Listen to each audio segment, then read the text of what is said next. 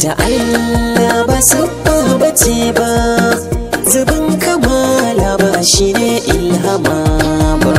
Baiwa ta Allah ba sabba bace ba, zubin kamala ba shi ne ilhama ba. Da fari zan sa Allah mamallaki na, kyautar ka ne na gode a kaliki na, baiwar ka rabu ka karan dare da rana, dinga geranta sabon tunani, a dinga jin darsa daga gare ni, ba sai da batar mabiya sun san da ni ba.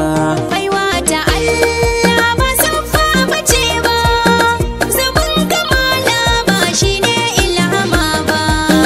Sarki cikin da wazaki gudu da ƙarfi, idan zubi da tudu ne sigi wa simfi, ko ɓangaren waƙar ne na baya simfi, dauda ga hutu rara da bai ɗaga ba, da Ibrahim malam bai haskaka ba, har nura inuwa bai zuba bai tika ba.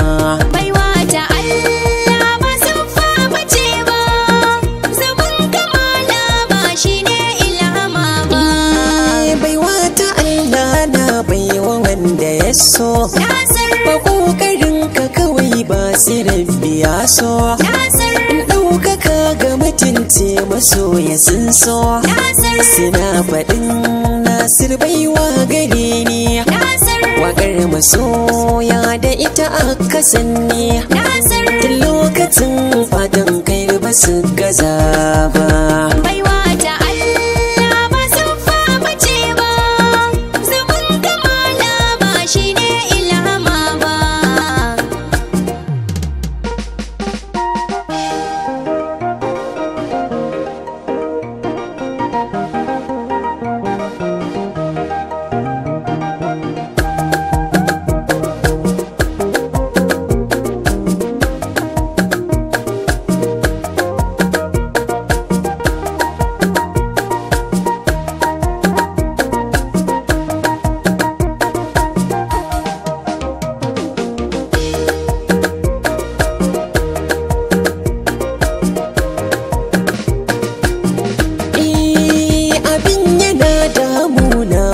Su kallo idan ka zo rerawa su hau hakilo, zancen su marasa daɗi gami da gwalo, suna faɗin jinka ya fi ganinka, rabon ka sun manta shi za ya bi ka, kana gudu inda rabon ka baka guje ba.